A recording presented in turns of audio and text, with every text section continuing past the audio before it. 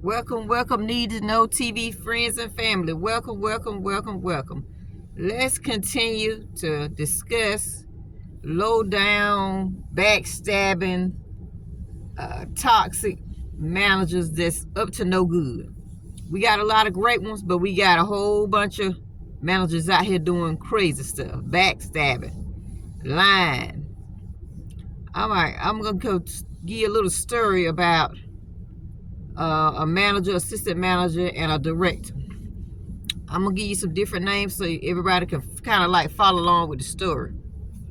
All right, we're gonna have Janet as the manager, Ebony as the assistant manager, and Mr. Bird as the director of another department. All right, Miss Ebony was always going to meetings with Miss Janet, and they was discussing getting rid of a position or getting rid of a shift. And Edna knew all the staff. She knew staff been there 15, 20, 30 years, 12 years, 10. She know people was invested in the company. So she didn't want to have that conversation letting staff know the position is about to be gone.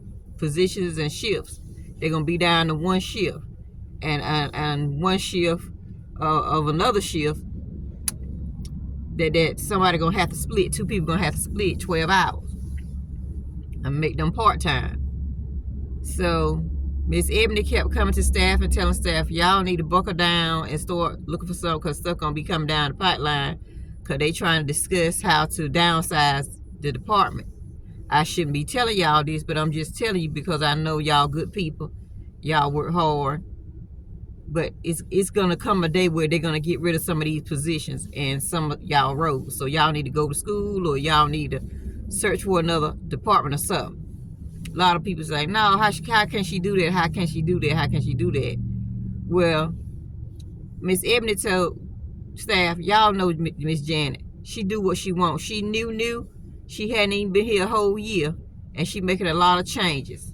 Miss Janet didn't like a lot of folks. She only had a few select people that looked like her that she really was fond of. So she went above and beyond to make sure they was taken care of in any way, shape, or form. If they wanted time off, if they wanted bonus pay, she even went to the extent of giving extra bonus pay to new hires that haven't even been there 90 days. What company do that? But Miss Janet did what she wanted to do. She gave people incentive pay that hadn't even completed their 90-day evaluation or their 90-day trial of the job. So moving on, a couple of weeks, months went by, and Miss Ebony kept telling staff, y'all need to get it together because we get ready to have a big meeting and it's mandatory. So if you're on vacation, if you miss out, you're going to miss out on information. She's going to make this meeting mandatory. I don't know what day it is, but she's going to make it mandatory. So a couple of more weeks went by. Miss Janet asked her friends, do y'all apply for any positions? Because I can help y'all get to another department before I have this big meeting. Y'all need to, complete school or whatever it is that you need to do.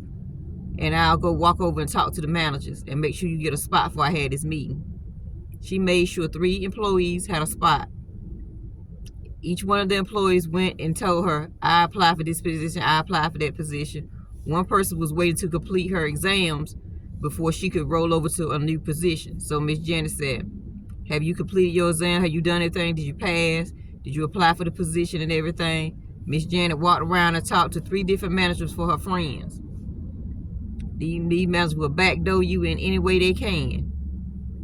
So she made sure everybody was secure. Everybody took their test. Everybody had a secure job. Everybody had a start date.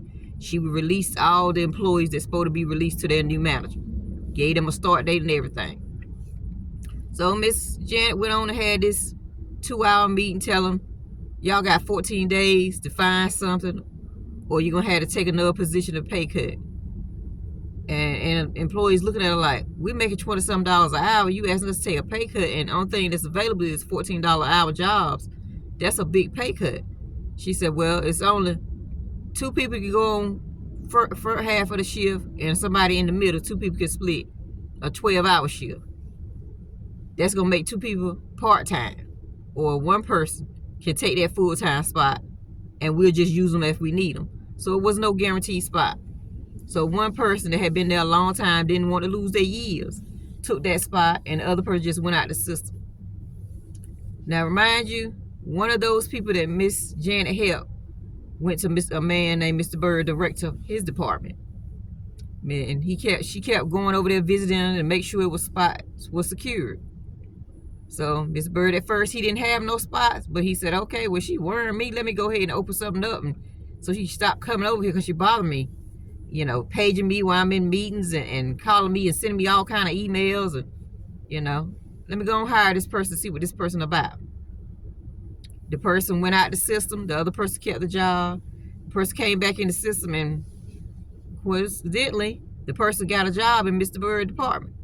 Mr. Bird said, well, what took you so long, you know, because I told her I had some positions and she let you go all the way out of the system and just you know, didn't tell you that I had a position open. I opened one up for the lady that she came, and I said, well, I can open up some more.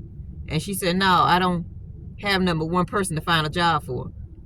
But mind you, when she had that mandatory meeting, she told everybody, I got your back. Y'all need help finding a department. No wonder everybody was sitting in the meeting that was already covered with a position, was sitting in the meeting playing with their phone, had a nonchalant attitude because they already know they already had a secure spot. But you left several other people without a secure spot. That's why I said these managers will blackball you, will lowball you, will do all kind of crazy stuff and not even support you and will stand in your face and lie to you like they supporting you, but they supporting their friends. Little do you know, the person that got over to Mr. Bird's department said, yeah, Miss Janet helped me get over. She came over and talked to the manager and everything. It was an easy transition. But why didn't you do that for your other employees, Miss Janet? These people will discriminate against you at the workplace, so don't let them tell no lie that we don't discriminate. Yes, you do. You might not as a company as a whole, because that would look bad at your company, but you have some people in your company that will discriminate, that will blackball people from getting jobs, that will not service them in no kind of way that will benefit them, that will close positions because they want to control people. These people that was in there 10, 20, 30 years, Miss Janet was trying to get them to do stuff outside their scope, outside their job description. And she kept coming up to a roadblock because she would come up with one thing, she would come up with another thing. So what she came up with, they couldn't do anything about it. She just said, well, since they don't want to listen to me and they don't want to do what I tell them to do, we just going to get rid of a whole shift. She went to some meeting, board meeting, and said, I don't need this shift. It's too slow. I don't need these people working on this shift. So that's how she justified her. Human resource, y'all need to do y'all job. These people out here working hard for your company, keeping everything afloat, keeping everybody happy. Y'all need to do y'all job and start investigating these managers. Don't let these managers sit in all these roles for all this long period of time and they doing chaos in the work environment. They call it a toxic work environment. They're not supportive. These people is making 6 figures or more, and they ain't been more supporting your employees.